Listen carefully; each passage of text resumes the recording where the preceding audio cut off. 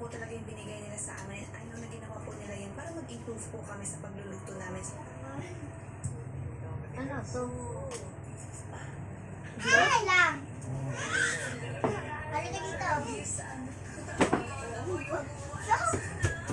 Halika, pinsan mo dito. Ulan po yung tuna, kuya. Ayan na naman eh. Talagang Ang ginagawa ko, inanggulo na naman. Panalo mo kasi.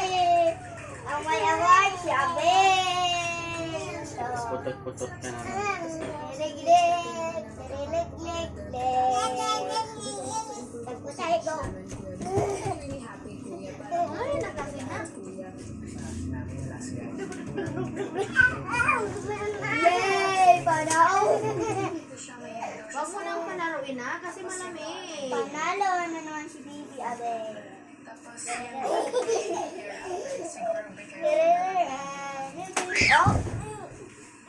Yun.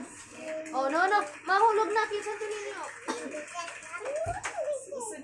Oh, panalo ka na naman!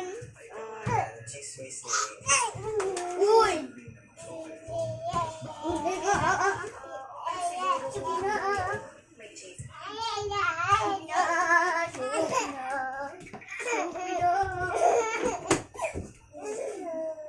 Kasi dapat away mo nga pag ako makaano yun. Huwag na matakbo si baby. Malamig eh. Kaya siguro hinuhubak sa ano eh.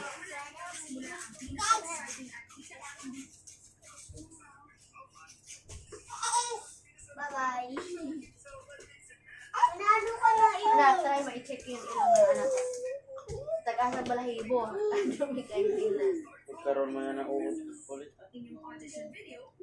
Ay, nag-dotball sa kuhabang ginana. Dumi ng ilong. Kaya para mabaho yung bumili. Balahibo. Ikaw huwag na kasi mangunang-una.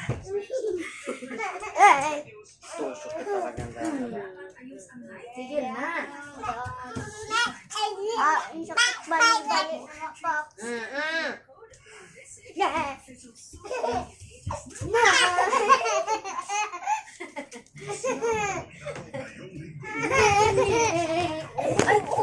Wala na talaga guys.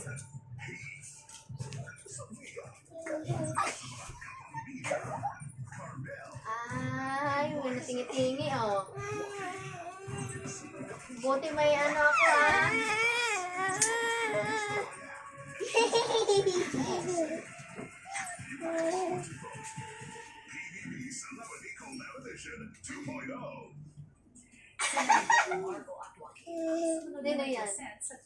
Sino yan? Eh, baby? Yan o ang tulis.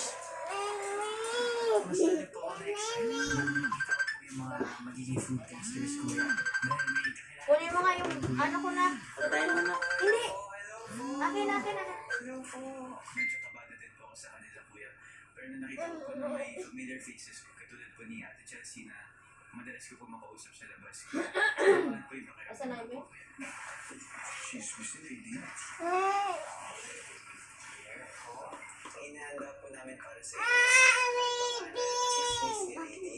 Kaya ang gumawa po yan is si Caprice. Ano ba kasi yan? Paano po nila maraming ma-appreciate ang chismis? Pero nilagyan po nila Huwag kasi na. Masakit. yung red Nagkaroon kayo na lang sa mga fish. cheese and Japanese mayo. And lastly, yung 555 tuna.